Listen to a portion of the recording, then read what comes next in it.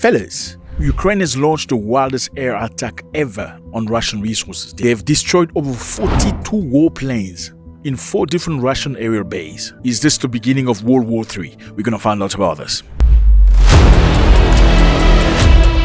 In South Africa, the second group of white Afrikaners have left the country. They have landed in the United States of America because fleeing South Africa persecution and genocide. Are they telling the truth or not? We're gonna find out about this. What's up, everybody? Hope you're doing good.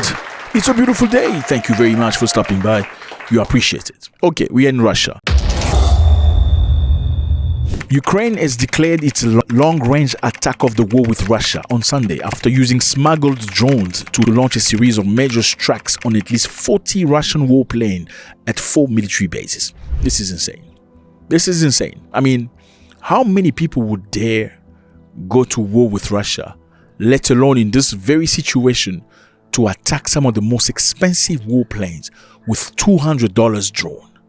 You must have a level of bravery that's unseen before, or a level of stupidity that is unseen before. 41 aircraft, including the T-22M long-range supersonic bombers, the T-95 Flying Fortress, and the A-50 early warning fighter jet were hit and damaged on Sunday on 4 airfields, including the Arctic and Siberia. So fellas, this is how it happens. The Ukrainians have hit Russia, multiple bases.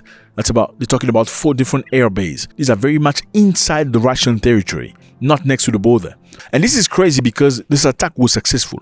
And some observers say the attack shattered Russia's image of a global nuclear power.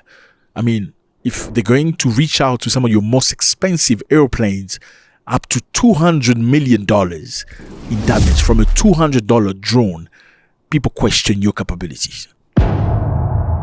Some of the air bases that were hit are Belaya Air Base. This is in Irkutsk region, located about 4,300 kilometers away.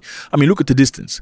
4,300 kilometers away, using a drone. The next base was Alaya Air Base, in approximately 2,000 kilometers away from Ukraine, deep inside Russia. The third base was Diaghilevo Air Base at 520 kilometers away from Ukraine. And this was a very strategic base where they trained Russian Air Force bombers. So in order for you to disable them from using bombers, you attack where they train bombers. Crazy stuff. The last base was the Ivanovo base. This happened in Ivanovo region, approximately 800 kilometers from Ukraine. This is a base for Russian military transport aircraft. Zelensky said Ukraine used 117 drones in a massive operation against Russian military base, adding that the operation was absolutely brilliant and had inflicted significant losses. He said planning for the operation began a year and a half ago. Wow. Preparing a year and a half for an operation like this, that really looks like a big success for the Ukrainians. It's massive. So how did the drone go undetected by the Russian Defense Force? It's crazy, right? So apparently they smuggled the drones into trucks. They create a specific compartment in wood so that they don't get detected. So those trucks were inside Russia, positioned in a different area, different location next to bases. And they triggered the attacks from a distance after making sure that all Ukrainian agents had left Russia. Drones were smuggled into Russia, hidden in wooden containers mounted on trucks.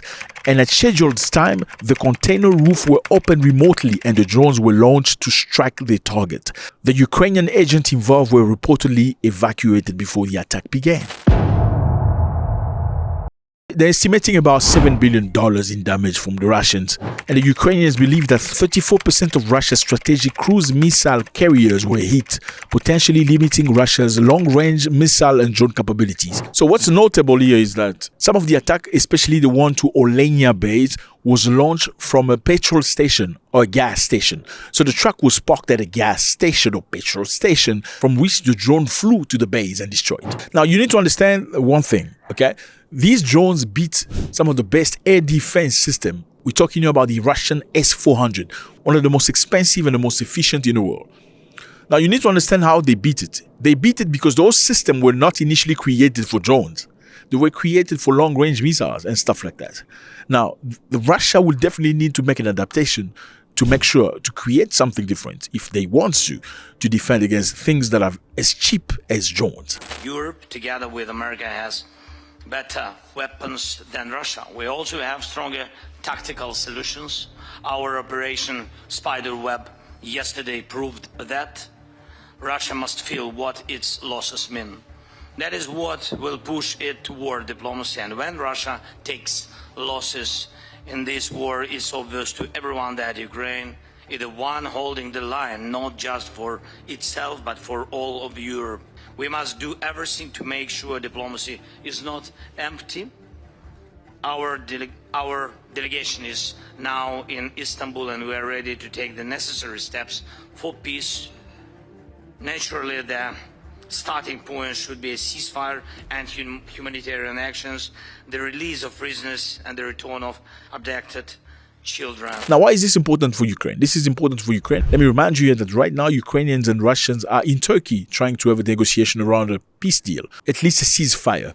Now, by Ukraine bombing Russia, they are putting themselves in a very good negotiating position. They are also showing to the Russians that they are not toothless. They have capability to reach inside Russia. They are showing Donald Trump that it is Donald Trump that say that they have lost the war. They had not lost the war yet. Because remember, Trump said you don't have cards. We have the cards. Right now, not in a very good position. You've allowed yourself to be in a very bad position, and he happens to be right about it. From the very beginning of the war. You're not in a good position. You don't have the cards right now.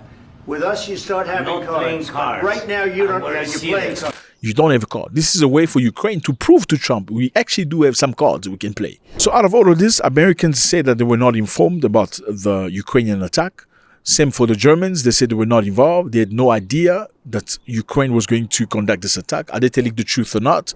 Or are they just trying to avoid any repercussion, direct repercussion to them from this attack? So now the big question here is this one. Is the Russian Air Force being compromised? Targeting air-based housing strategic bombers such as Tu-95 and Tu-22M and transport aircraft compromises Russia's ability to conduct long-range strikes and ensure logistical support. Damaging or destroying aircraft infrastructure or runways limits Russia's air superiority and its bombing campaign against Ukrainian targets.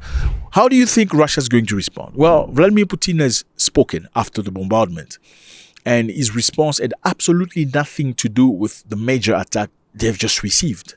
Crazy stuff. I mean, as much as I'm sure everybody was sitting in front of his TV waiting to hear what Putin is going to say. I mean, is it the end now? Is it World War III? Are we going to shoot Orishnik or 20 of them? Well, he came on TV and he just spoke about a happy birthday wishes to some entity, some crazy stuff. So, is he planning something? Do you think Putin is going to stay quiet about this? Let me know how you feel about this. And now we're going to South Africa.